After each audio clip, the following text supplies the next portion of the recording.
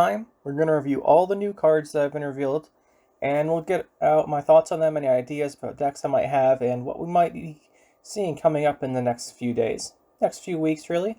So let's get started with Scoia'tael. I did a full breakdown of the Scoia'tael cards last week when I was going to make the hand buff deck. But let's go over them real quick here.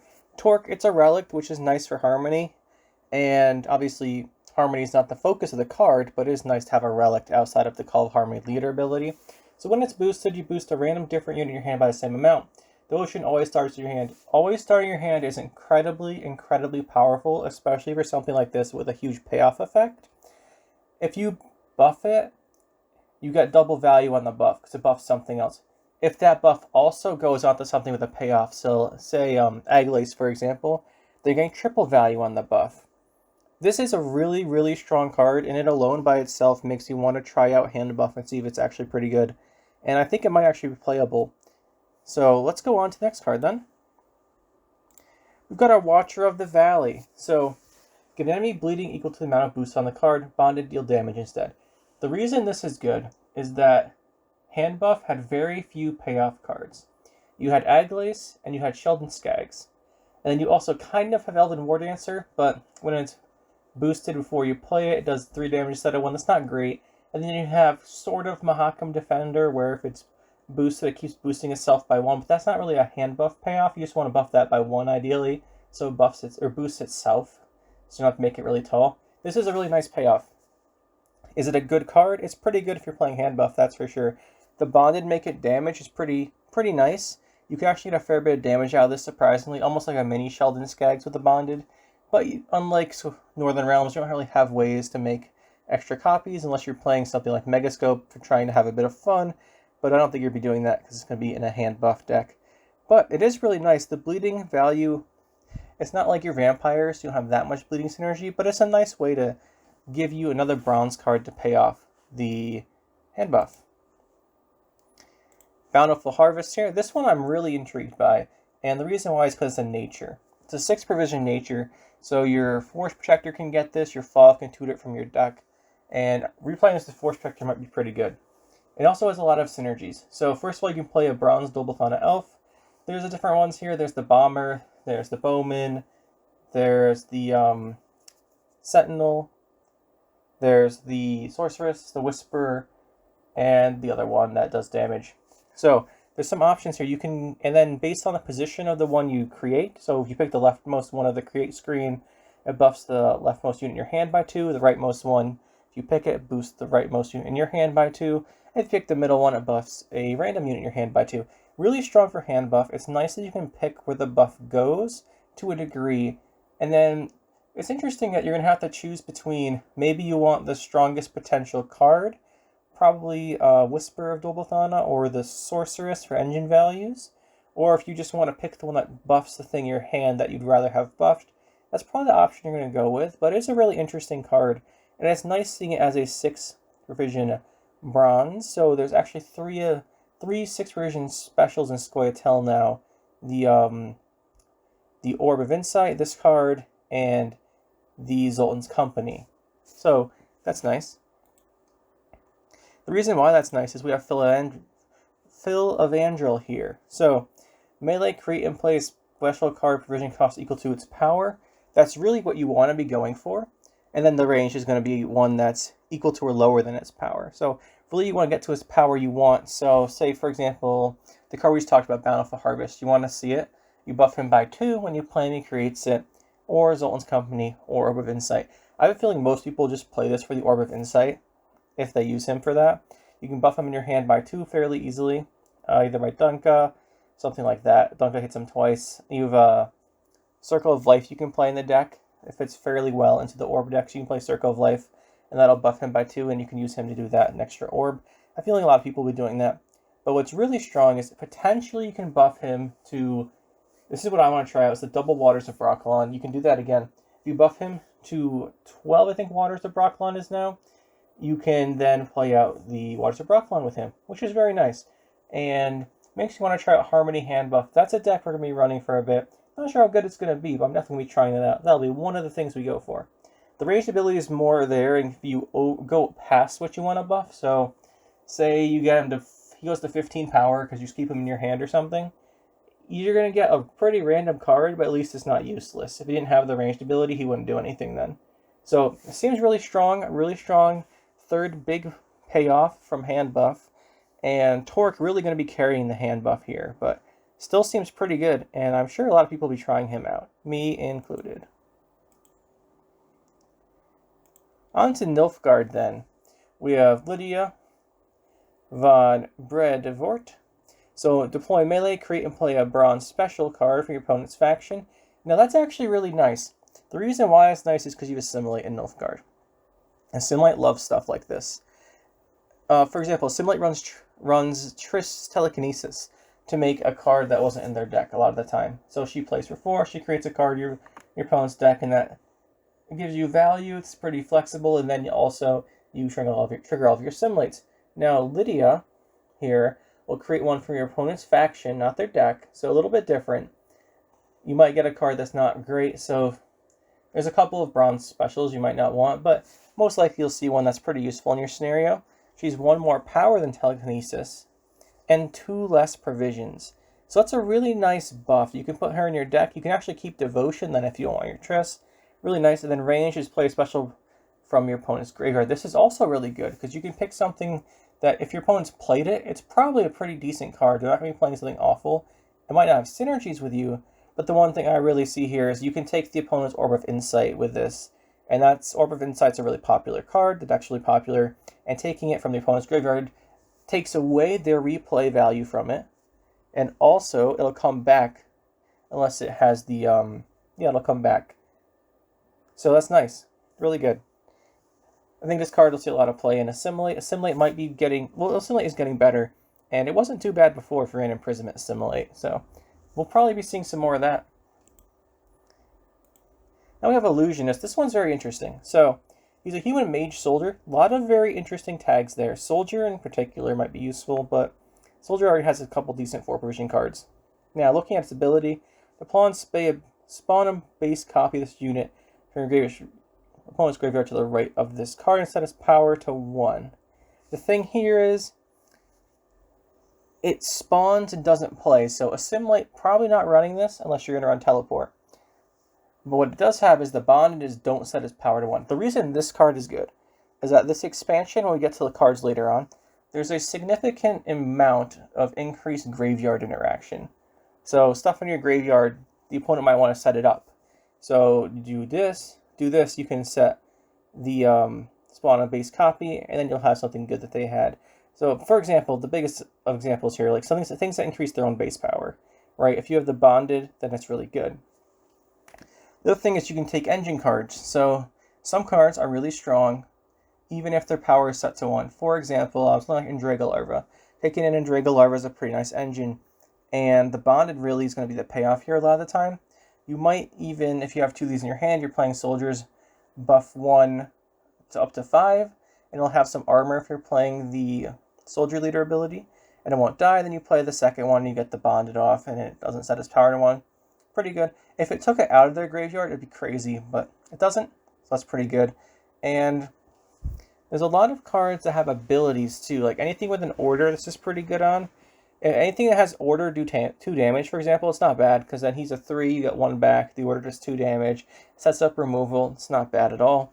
So stuff like that. And one thing that might really be interesting is with the Master of Puppets.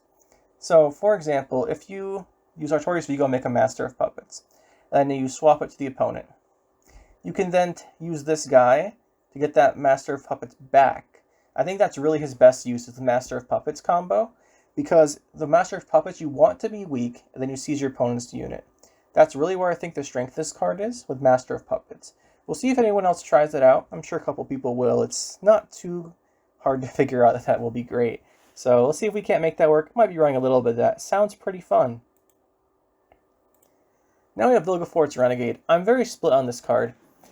At first, when he first came out, people were saying he wasn't going to be good. But, well, before we get there, let's read his ability. He's a 13 provisions with 6 power, so his ability better be pretty good. We have deploy, swap a card from your opponent's graveyard with a card in your hand. This ability is very, very strong. The reason why is your opponent's graveyard is where they have all their best cards, if they're running certain decks. So, the reason that this comes up to me is my favorite deck of all time is the 3-round Melusine deck. And if they just swap your 30-point Melusine into their hand and give you some garbage card, you lose. There's stuff like that where this is incredibly good. And the other thing is you can just think about it almost like... You can almost think about it like a heat wave to an extent. Or more like a squirrel. So say they play Madoc and their Madoc goes to their discard pile. Boom, you take their Madoc. If you're playing bombs with this, there you go. But that's not its best use, obviously. Its best use is against stuff like Melusine, stuff like the monsters cards in this expansion have some more graveyard synergy. And there's always Ozrael targets, so you can take one of those and put it into your hand. That's pretty good. If they're playing like a Colgrim Renew deck, you take the Colgrim, and boom, there you go. Some decks rely on something in the discard pile / graveyard that they really want. And this card is a hard counter to those. Is it good in a regular old deck? I think it depends how good those are going to be. If you see a lot of Melusine around, UILGEFORTZ might be your best friend if they're replaying it. Stuff like that would be really good. Lippy decks probably don't want to see this either because you're going to take their Ceres right away. So that's probably nice. It might end up, this card might end up being more of a tech card against the meta. If stuff that needs the graveyard is popular, and there's several good decks that use the graveyard, Lippy being the prime example, then this is really strong. It also messes with Mamuna. You can brick Mamunas pretty well with this too. So you just take their Mamuna target and then you do that. So there's several actually good decks that rely on the graveyard, and this is a good way to punish them and interfere with what they want to do. And in my opinion, that makes it a strong card, even if it's not going to be good in every deck, in every scenario. I think I'll definitely see some experimentation with, and if there's graveyard decks are popular, expect this guy to do quite a bit for you. Lastly then, we have the Imperial Practitioner. This card also goes with UILGEFORTZ Renegade really well. I want to talk about him more on his own set here. So, he's a 5/5 with Assimilate. If you think about it, people run the Mage Torturer. She's a 5/5 with Assimilate. She also has Veil, and her order synergizes well with Assimilate by giving you Spying for Artwad. But there's a pretty similar power stat line there for engines. So 5/5 with Assimilate. And then if its order is as good as Mage Torturer's in the deck, you're definitely going to be seeing it. What is its order then? Spawn a base copy of the last card that went to your opponent's graveyard on top of your deck. Now, there's some nutty combos with this that probably will never work out in a regular game, but will make great highlights. For example, if you have UILGEFORTZ Renegade, you just put a card into your opponent's discard pile of your choice. You put your ball into their discard pile, and then if they don't play a special card, because if they play a special card, the last card into their graveyard is that card. If they don't do that, then you have just remake a bunch of balls. Now, that's just going to be a highlight thing, and that's not going to work in a regular game. That's like the idea here, is UILGEFORTZ Renegade can synergize really well with this if your opponent doesn't play special cards. I don't think that's how you're going to be using Renegade. I don't think that's how you're going to be using this card. But what is really good here is, like this. Say your opponent has a big engine card that's really dangerous. I don't know. Say they have a Colgrim. Say they have a Colgrim and you UILGEFORTZ it.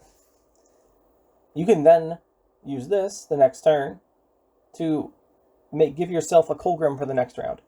Against Clog, that is brutal for them, because you're going to have their win condition with their setup. Really strong. Stuff like that. It's going to be really good against powerful cards you answer, and then you get for the next round. The other thing is, it works really well with the Assimilate, because it gives you the card onto your deck. You might even run this just because, say they play a special card, you play this, then you can play it off the top with something like Joachim if it's a unit. So there's that as well. If they're running Defender and you kill it, now, to be fair, in Nilfgaard you run the Invocation, especially Assimilate. So your removal is not always killing opponents' units. This might not be as good then, but it still certainly has a lot of interesting uses. Against stuff where you do damage, really strong to set something up on top of your deck if you kill a big card. I'm sensing a lot of UILGEFORTZ here. UILGEFORTZ with this might be pretty good because you kill something and then you put it on top of your deck. Particularly here, a Siri Nova deck where you don't have anything above a 9 provision card, and UILGEFORTZ, you run UILGEFORTZ and Invocation for removal. You can use the UILGEFORTZ to kill a big card, and then you can use this to put on top, and you can get a high provision card above 9 that way. So that might be pretty interesting. This card's really, it's a good word to describe it. It's interesting. I want to see how it plays out. I have a feeling it'll make its way into quite a few Assimilate decks, and we'll see what it does there. If it supplants the Mage Torture or if it adds to it. I'm guessing it'll either add to it or maybe be a one-of. I don't think you're going to include it over Mage Torture because her Give Spying is really valuable to deck for Artois. Alright, let's move on to Syndicate here. Now this one's interesting in the way that I'm not sure it's any good. We'll find out when people play. We have the Savvy Huckster. It's got Profit 1, damage enemy unit by 1. It's a 4 for 4. And then you have these two, which are worth probably about 2 points. Profit can be worth a little more than 1 for each coin, just because of how Syndicate works. But usually, I just value it at about 1. We have the bond increase profit and damage by 1. So, at first glance, it's a 6 for 4 with a bonded 8 for 4. That's pretty standard for cards, but what's not standard is how it splits up the value between a profit and a damage. The profit's nice because you want to set up coins, and the damage is good if you're playing something with bounty, so you can damage it down a bit. The question is, what other 4 provision cards does bounty run, or Syndicate run? They run stuff like the Tidecloak guy with the fee to pay off, to use their coins up. You can also run, that's actually pretty much the only one they run. They run 4 provision crimes a lot more than units. You might see a couple other units in there, but usually it's just the Sea Jackal. Now, what this does do, though, is if you compare it to the other unit that, the 4 provision unit that they made for the bounty decks, the 7 for 4 that damages itself by 3, unless you have a bounty, I think this is significantly better. You don't need the bounty out already, but he does synergize with the bounty because you can damage stuff with it, which makes him pretty valuable. And I think it's going to be pretty solid. I'm not sure people will run it, because I think people prefer the crimes for their 4 provision cards and bounty decks. But we'll see. It might be sneaking in there. Maybe. But it'll certainly probably be experimenting with it at least a little bit. That was a great statement right there, by the way. Is OCTAVIA HALE. Deploy, draw up to 2 of her sons, and then shuffle back the same number of cards. Now, what's really interesting here is she's a tutor card, right? But she's a 7 for 7 at the same time. That is not a small deal. She comes down for 7 points on 7 provisions. That's really strong for an ability like this. Most tutor cards are like 2s, and they play something from your... To be fair, most of them play from your deck instead of drawing. But this is really good. And the reason why it's really good is her sons have some good synergies. Fabian Hale being the exception here is not great. You're probably not running Fabian Hale unless he gets a rework. But Ignatius Hale, the one that's a 12 for 6, if you've gotten all the bounties off, a lot of synergies with bounties. You might want to draw into him, but that's probably not the one I'm thinking of. The one I'm thinking of is the new one we'll talk about in a bit. So we'll talk about him when we get there. He's going to be a huge finisher for bounty decks. You definitely want to draw him. You're almost certainly going to be using her to get him. And then you have the other one, the Scoundrel. Scoundrel being a strong card, but not seeing as much play nowadays. It's expensive for what it's expensive, but it does a lot of good against decks that rely on bronzes. So maybe you see an upsurge in Scoundrel, but I think Ignatius Hale and the Brute, which we'll get to in a minute, are the ones that you'll be seeing. There's a chance these bounty decks actually get better than just the Tunnel Drill, I play Cleaver type of deck where you go Cleaver, Tunnel Drill, boom, boom, boom, boom, boom, or Farco the Sculptor into Justice and Tunnel Drill, boom, boom, boom, boom. Maybe you'll see more of a focus on bounty with more stuff like the Witch Hunter Executioner as more bounty removal or bounty damage payoffs. We'll see. She's definitely a way to draw into those high-powered, high-provision cards that synergize with that deck. So if you're running that deck, you're probably running her, and I'm curious to see how that goes. I think it'll be pretty strong. As I just mentioned here, we have the Brute. So 13 provisions, so really expensive. I don't think you're going to be able to fit him and Scoundrel in the same deck, which is why I was thinking earlier when I talked about OCTAVIA HALE that you're going to probably have the Brute and Ignatius for options. But let's take a look here. We have Profit 0, deploy boost self by 0, boost equal to power of the last unit destroyed with a bounty, and whenever you place a bounty, increase the profit by 1. If you're running this in a bounty deck, he's going to be your finisher. He's going to give you profit 9, most likely, and then he's going to boost himself by, on average, probably 5. Obviously, you can set that up to be higher. You could high roll, purify a 30-point Melusine and kill it, and yeah, you'll get onto a highlight reel somewhere. It'd be pretty funny. But realistically, I'm guessing he plays for profit 9, deploy boost self by 5. If he does that, he's a 20. That's a finisher card. It's really strong. You have the finisher in that, because you're going to spend the coins, right? You're not going to sit there with 9 coins at the end of the game. So, really strong. The other thing is you don't have to play him as a finisher.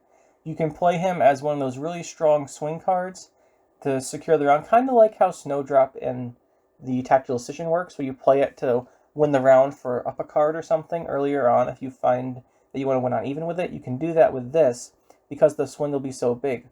But you can't do it as early as round 1 because you're going to want that bounty to be up so his profit's higher. But it's certainly a very strong card with a lot of potential.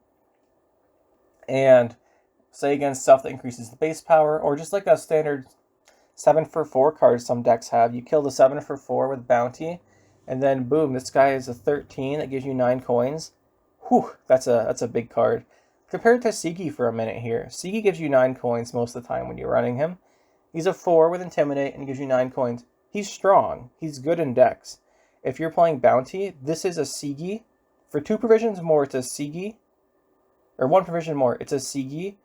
For 2 more base power, with the upside of boost self if you've destroyed something with Bounty. That's how I think about it, and in that situation, it sounds really good. So I think this will be seeing a lot of play, and hopefully we get some more Witch Hunter decks. Witch Hunters have been suffering for a while. Now, thinking about Witch Hunters, the last card here does go quite well with them. And we have Purge. It's a 5 provision crime. Damage any unit by 3. So that's not great to start off with, but let's keep reading. Increase the damage by 1 for every Witch Hunter on your side of the battlefield. Okay, so Witch Hunter synergies. Now, I don't think... Yeah, there's no Witch Hunter tokens. So you actually need Witch Hunter units, which means it's harder to set up. But as Death Blow, place Bounty in the highest power enemy unit. Again, this synergizes perfectly with the Witch Hunter. Stuff like Witch Hunter Executioner would love this card in the deck. So what do you do with it? Well, it seems pretty obvious. You're going to have Witch Hunters, and then you're going to use this to kill something, activating a bounty that was on that unit, giving you coins, and then placing a new bounty. The best example is, say you have Witch Hunter Executioner out, and you have, I don't know, no coins because you spent them damaging something. And then there's like a 5 power unit out there, and you have 2 Witch Hunters. Well, you kill it, trigger the bounty on it, get the 5 coins back, put bounty on something else, and your Executioner spends those coins to kill it. It actually is a very, very nice synergy, and I quite like how it's designed for bounty decks. And it seems like it might actually be useful. I hope that it's used mainly in a Witch Hunter deck, but even with 3 damage, if you think about it with 3 damage, look at Slander, right? Slander gives you 3 coins, then places the bounty.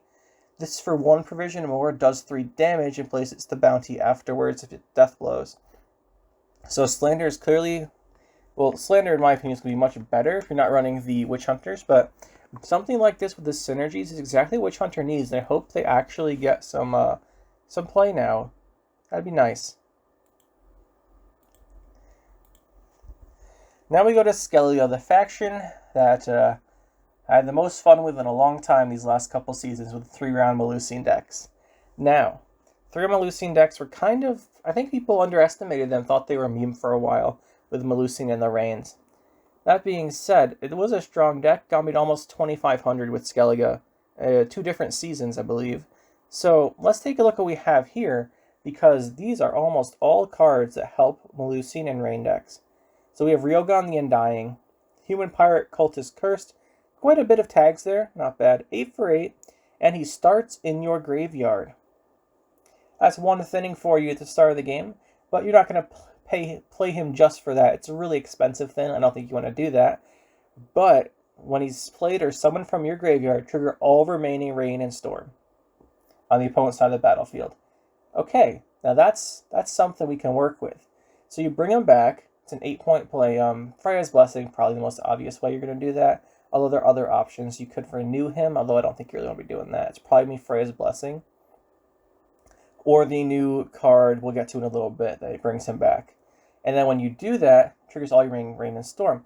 One of the issues you can have with the Rain and Storm decks is, and the Melusine decks in general, is you can get to, if they don't answer your Melusine, you can just stop using her order at a point because putting out more Rain is pointless. She puts out Rain for 2 turns every turn. You're going to, along with Leader ability if you're using Rage of the Sea and stuff like Fulmar, cards like that, Tears of the Siren, you can fill up the Rain allotments for the rest of the round pretty quickly, and then there's no point using Melusine. However, if you have this guy in your discard pile and you keep stacking those rains up, or using some other way to get them, like the new card we'll talk about, and you pull this guy out, it triggers all those rains and those storms. The same thing with Thalmor, right? So it usually takes a little bit to set up a Thalmor. You probably want it behind Defender, and then you get a bunch of rain out, and then you can just, transform like 6 turns of rain to storm, and there's only 2 turns left in the round all of a sudden. Well, now you can bring this guy back, and all those turns will go off, and it'll destroy everything in the row. Seems really useful, really strong in a rain deck. Definitely want to be trying this guy out. A little sad we're going to have to rework the entire 3-on Melusian deck into a new deck because of how many provisions have to be swapped with these new cards, but this is a deck we're definitely going to be running. We'll be trying this out right away when the expansion comes out. We'll see how it goes. But, like I said, I think every card here goes with that deck. Rain really getting a big push here. Messenger of the Sea. This is the biggest deal for the deck, in my opinion. Whenever Rain or Storm damages enemy units, boost self by the damage dealt. So 6 provision bronze with 4 power. This is dagger for the deck. That's crazy. It's a bronze dagger for the deck. The only thing that the deck runs normally in the Melusian decks where this does not trigger is, well, there's 3 cards that normally run this one trigger. Gutting Slash, don't really care, it's just 1 damage. Giga Scorpion Decoction, it's 6 damage, so it doesn't boost her. Usually it's not that big a deal. Giga Scorpion Decoction usually play when the opponent plays a big engine, and it's pretty reactive. You don't usually have time to set it up with Dagger. It's not a big deal. And then you have Offering to See. That's the big one you lose out value on. Dagger plus Offering can frequently be 30 to 40 points in a single card, and that's a huge blowout option. This won't have that because it won't trigger the Offering. Offering's still a good card though. So that's the only downside. Other than that, this is just Dagger. The Rain and Storm are how you activate Dagger most of the time in the deck. And if you have Rain out on 2 rows and you play this, it boosts to 8. If you only have Rain out on 1 row, boosts to 6. This is assuming there's no armor or anything. But if you just have a Rain deck and you've got a couple turns of Rain out, even just 1 turn on each row, and you play this, boom, it's going to probably live, and then that's nuts. So very, very strong card. Really excited to see how it plays out in the deck. And definitely going to be seeing if we can't get some highlights out of her. Alright, now we have the one which isn't going to zoom in as much. That's okay, don't worry about it. We've got the FUCUSYA. It's a beast, 13 provision card, another really big high provision card. Big gold, what's it do? Deploy, play a Skellige unit from your graveyard, provision cost 10 or less, and give it doomed. Wow, that's an ability. And then we've got the Spawn Rain on the opposite row for duration equal to the unused provisions. Now, that is an ability. Renew costs, what, 13 provisions? And it can play anything. This costs 13 provisions. Comes with a 5-point body, but limits you to 10 or less provisions on the unit. This is a really, really strong ability. And I don't think it takes me telling you for you to know that. But the thing is here, the big one here is fairly obvious, is it brings back Melusian. Melusian's a 10. That's pretty good. You bring back your Melusian. You don't have to run Rage of the Sea and Bride of the Sea anymore to do it. You can just bring back Melusian with Freya's Blessing and this card. You can cut Bride, and you can change the leader ability. That being said, do you want to change the leader ability? Up to you. I like Rage of the Sea with the deck. That synergizes pretty well. But you don't have to save the charges for this anymore. Really nice. You can synergize them elsewhere. Obviously, the best way would you just throw out a charge whenever you throw out the previous card and boost it to a 6. Really nice. And the Spawn Rain for the duration equal to unused provisions. Again, perfectly synergizes with the last card. You throw that, you bring that back. Well, you have 4 unused provisions. Spawn 4 turns of rain. There's a trade-off then. How much rain do you want? If you have the first card guy, the RIOGHAN, the Undying in your discard pile, you might want to play as low provision card as possible and just bring him back. Obviously, the high roll here is you have a token. What's the biggest token I can think of is going to be Arniel the Patricide. So say you purify the Doomed off of him. He goes to your discard pile. FUCUSYA brings him back. His provision costs 0. So you bring him back. He's an 11. So that's a 16-point play, and you get 10 turns of rain. Whoo, that's a lie. And then you have RIOGHAN the Undying just to trigger it all for 20 damage. That's obviously the dream.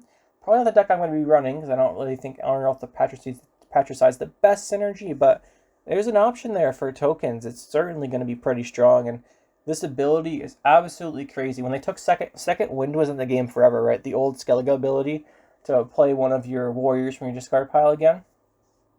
People thought it was broken. It lets you play 2 things in a turn. Obviously here you're playing 2 things in a turn, but one's a 5-point body, so it's a difference there for sure. But people thought it was absolutely broken, and it was really, really strong.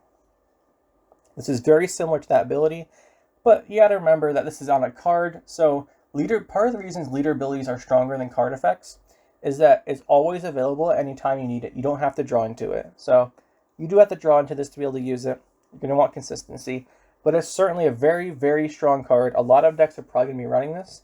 Melusine, probably best target. We'll see if we run her with that. I like the option of not having to save leader charges in Bride of the Sea. It's a pretty big deal in the deck. It's certainly something to be worth looking at, and this card is really strong.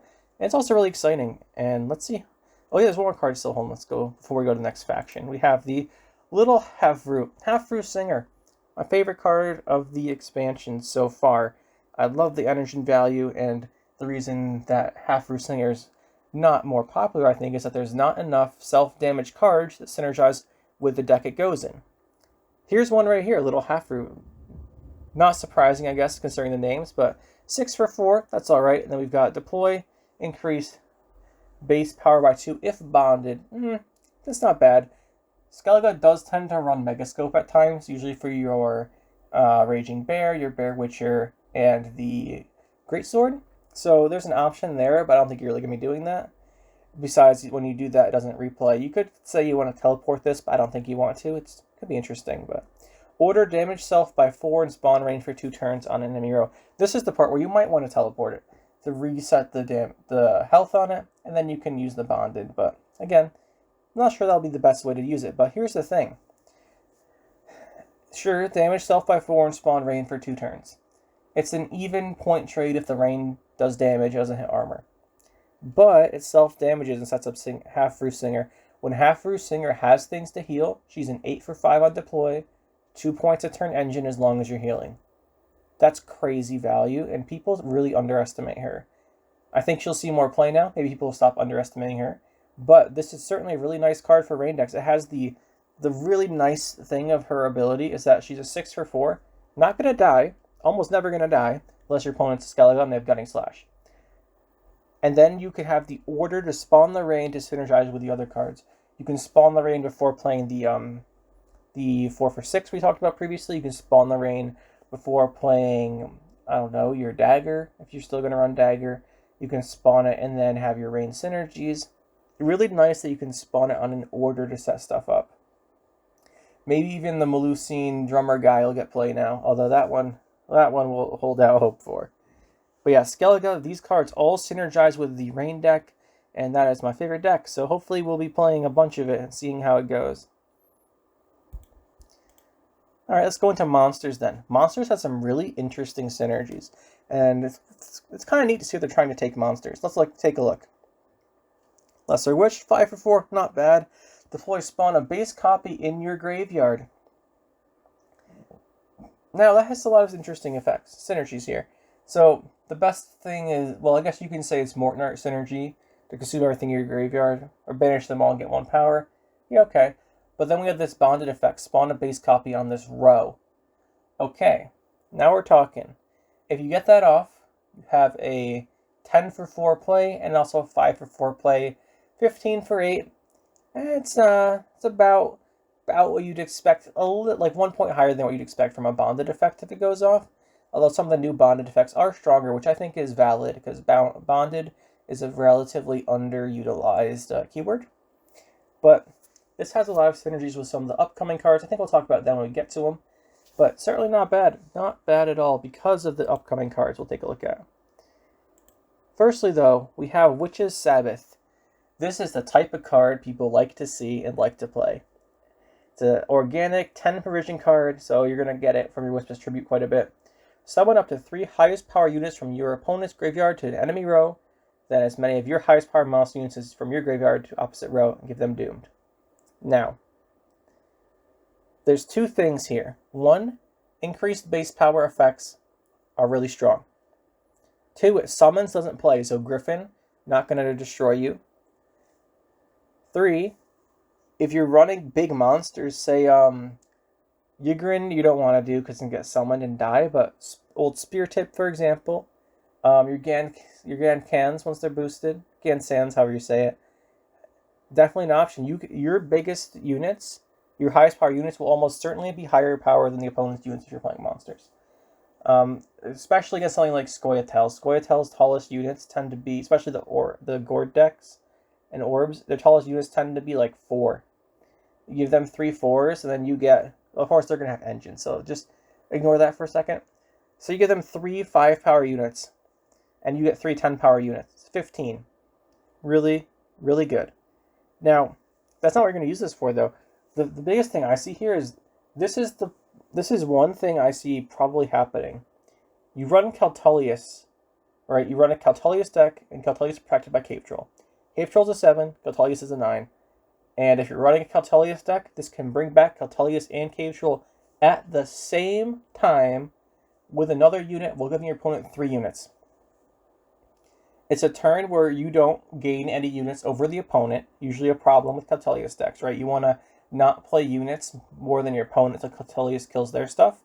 You each get 3, so it's even units still. And then you have Keltullius behind Defender, as long as you put the 3 enemies on the melee row, because they'll yours go opposite.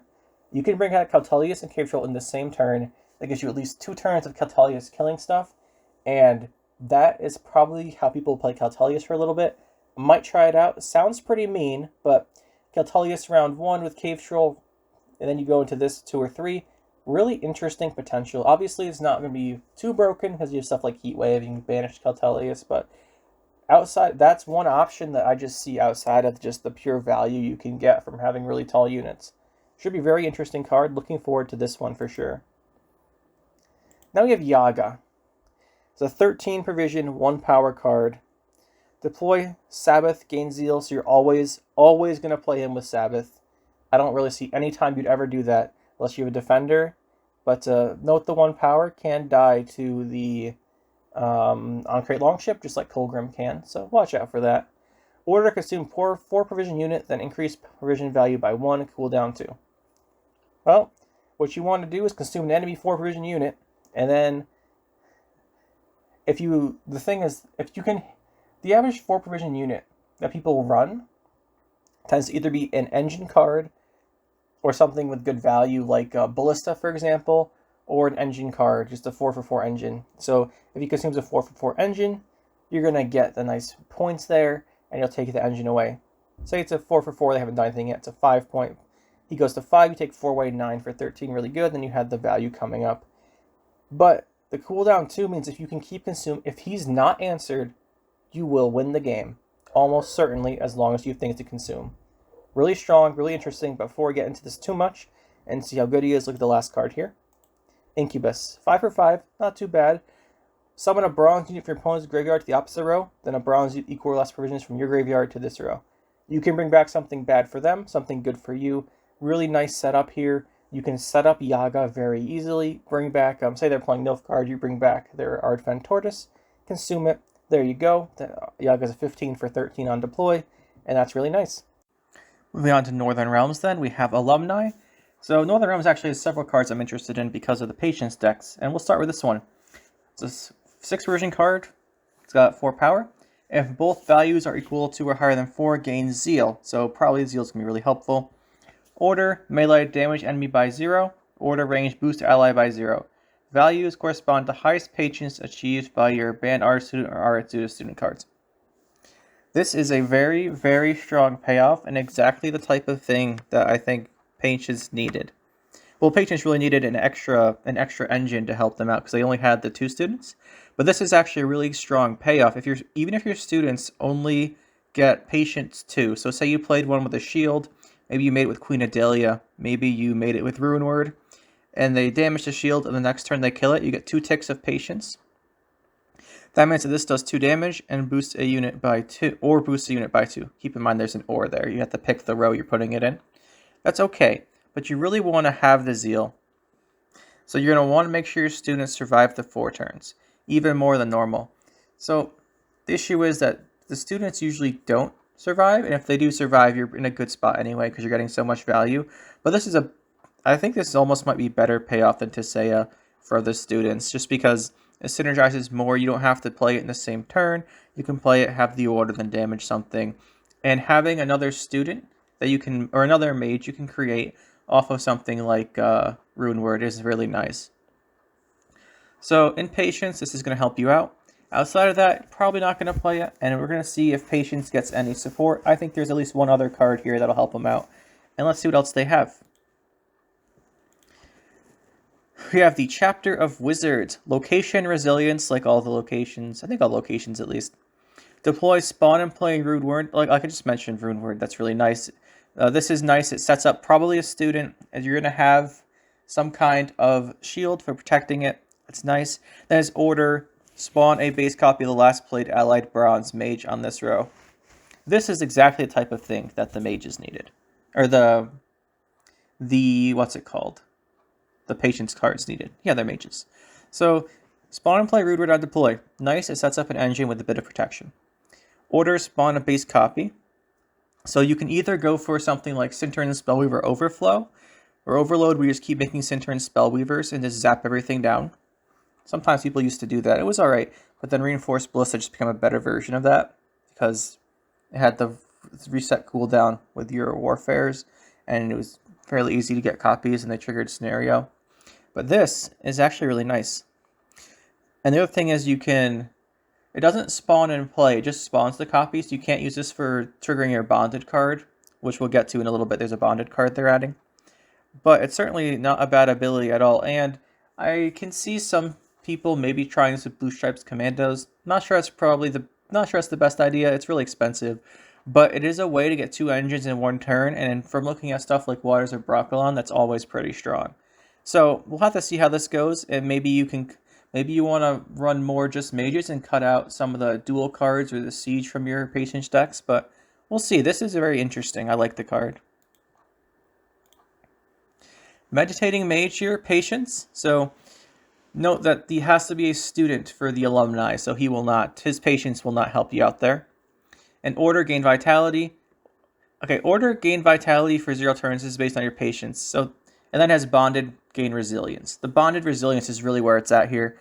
The problem with Patience and Order, gain Vitality is that if you have Patience, you have to wait turns to get the payoff, right? And then Vitality, you get to wait turns to get the payoff. You have to have a really long round for this to ever be worth it as a 4 for 4 outside of its bonded effect. Like, look at there's a Scoia'tael card that gives 3 Vitality. It's a 7 for 4 after the 3 Vitality. But compare that to this. To get that same 3 Vitality, you have to wait 3 turns of Patience. So you play it, wait a turn, wait a turn. Next turn you can trigger it, get a Vitality, wait a turn, wait a turn. It's so long that you really don't want to be using it just for Vitality. I think you really, really want the Bonded Resilience. That being said, Bonded Resilience is a very strong bonded effect. And I like that they're adding better bonded effects, because bonded's pretty underutilized in a lot of cases. And look at something like Maka Marauder, where the one's a 6 for 4 and the second one's an 8 for 4. When other factions just have unconditional, I'm going to play my Archfiend Tortoise for 7. I'm playing Devotion, so I play for 7. So bonded kind of needs some help, I think. And I'm very intrigued by these extra bonded cards. We'll see if this gets played. I'm sure the Resilience effect will come up in some games. Lastly then, RAFFARD'S Vengeance. Machine Siege Engine Mage. So some interesting things there. Definitely some choices, or some tags aren't bad at all to have. Order, play a bronze unit from your hand, then draw a card. Okay, so you play this. Note that it doesn't have Zeal, and note that it's 5 power. Those two things together really mean you have to use Inspired Zeal to give it Zeal, or have a card set up to do it, because at 5 power, a bronze removal card that does 5 damage will kill it, and that's what's going to happen. So you either need Inspired Zeal to trigger this ability right away, or have something like Siege Support, or a Vest, or something like that gives Zeal out. So kind of means this is more locked to Inspired Zeal, but maybe it's a fun card you play in something like Blue Stripes Commandos, because that deck already runs that. Then we have cooldown 5, Crew. Whenever you play a unit next to this card, damage and random enemy by 2. Mages contribute to the crew. Oh, by the way, thematically, I love this. It fits really well. You have the combination of the mages working with the siege engines, and it's really neat. But how do we evaluate it then? We look at it. So crew, you need 2 things next to it. When you play a unit next to this card, damage a random enemy by 2. So really with this, compare this to fair card. That's what I like to do. You're playing a bronze unit instead of a special. Okay, the bronze unit is probably weaker, but it could be an engine. And this is this is an engine too, so you can get 2 engines out in a turn. I just said how useful that is. And then you have cooldown 5. It's not too long. Shani's 7, and you can get Shani back in a medium-ish longer round pretty effectively. And then you have stuff like Winch, so the opponent's going to want to kill this, even if you zeal its ability. And then you have, whenever you play a unit next to it, deal random damage. 2 random damage is not a small engine potential either. So if you have zeal, you play an engine from your hand, assuming you have crew, then do 2 damage. And this is worth 5. It's a pretty big play, and this card actually seems pretty good. The question is, what does it fit in? And I think I'm pretty interested to see how this goes out. Definitely going to be trying this one. Seems like it could be a lot of fun. And lastly then, let's go to the neutral cards. We have ALISSA HENSON, Human Mage, 6 for 7, not bad. Deploy, shuffle a special card from your graveyard into your deck. If it was bronze, also shuffle 1 additional copy of that special into your deck. Okay, first thing that comes to mind here is Waylay with Simloss, because you can make a lot of Waylays with Vanadane. But you're only getting 1 additional copy, not all the copies. So it's not the same as Favetta, where you shuffle all the copies in. So this is interesting. There are some options. So you could put back in, if you're playing Scoia'tael with Simloss and you have to play one of your cards early, say you drew an orb and you threw it out, you can put the orb back in for your Simloss. That's not bad. Outside of that, though, there's not too many situations where I think you really want to be doing this. It's really interesting because there has to be some synergies with it. I'm probably missing them, but Orb comes to mind as one of the ones where you want to shuffle it back. So your Simloss can pull it out, or even if you're playing like Nature's Rebuke, you can shuffle the Nature's Rebuke back. And yeah, that's the only thing that really comes to mind. There certainly are other options, to be sure. But the fact that it's a bronze, usually you want to shuffle really high provision cards back in so you can use them again. So we're just going to pretend like, for this analysis here, I'm just going to pretend like the bronze effect is one you're not going to use normally. And we're just going to go with the main effect here. Shuffle a special card from graveyard into your deck. That's where it gets really interesting. Any special card, there's 2 things that come to mind here. Naturally, if you've been watching the channel for a while, you probably know what the first one is. And this, we're going to play Waters of Brokilon again. We could potentially play triple Waters pretty easily here with Philandroville in this. I mean, well, not necessarily easily, but you could. But then the problem is you're going to be running Philandroville for hand buff, and you need Torque to have Devotion, so you're not going to do that. It's just, you could theoretically make that work. But Shoop will love this. You can shuffle back your Shoop's Day Off. Any other big card, Waters of Brokilon really is a good one if you're not playing a hand buff version. That might be pretty interesting. Definitely going to be trying that one out. And this effect is incredibly strong. Just the bronze part down here, I think something's not going to come up very much. So, obviously the big ones are, you've got your Waters of Brokilon I talked about. Shoop's Day Off's a big one. There's other really big special cards too. You're not going to want to do it on most of the Echo cards to go back to your hand, and if they've doomed already, they'll be gone. But some decks really rely on special cards. The new Witch's Sabbath you might want to put back in with this. That could be interesting. And this effect has a lot of very nice implications. If you're one of those people who's been playing Uma's Curse all the time for some reason recently, I'm not sure why that's been going on, but good luck. I hope you do well. You could put that back in with this. It's pretty interesting. Definitely something worth trying out, and it'll be very fun experimenting with. Lastly then, we have the Mushy Truffle. This was one of the first cards revealed, and we're here at it as the last card. So let's take a look. So location, so resilience, 9 provisions, deploy, spawn, and play a bonded unit from your starting deck. Now, this is significantly stronger with the reveal of the Northern Realms bonded unit with resilience. Oh, I should also finish. It also has Spot and Play Golden Froth. So, there's a couple really... Well, the most obvious thing that comes to mind here is going to be the Crow Clan Preacher, right? So, it's an engine, and when the it's engine for Skellige, you get it off Gedenith, you play it, you get it from this. The order on this plays Golden Froth, which is an alchemy, so it's even more help there. Really good synergies. And I imagine this will be in most Gedenith decks with Crow Clan Preacher. And there's also plenty of other options. The other one that comes to mind is this is a neutral, so you're not going to be running a Devotion deck if you run this. So you could go for Caravan Vanguard. That's not bad. It's worth 9 for 5 if you triggered off of this. Getting 9 points off this is pretty good. And then you have the Golden Froth. So Caravan Vanguard deck, maybe you'll be making a little bit of a comeback. Especially because you have Operator, and then you can go for something like the Nilfgaard one that plays it from your opponent's graveyard or sets it to 1. You could teleport that. It'll be a pretty neat deck. I'll probably be trying out the Caravan Vanguards again. I'm guessing it won't be very good, but it'll be pretty neat, and this will help out quite a bit there. There's actually several bonded cards you might want to make with this. The thing is, if the order made the bonded unit, you could get 2 bondeds out in 1 turn. But since it doesn't, you have to have one of them live still. So play one, then either play this or use this first, and then play the one from your hand.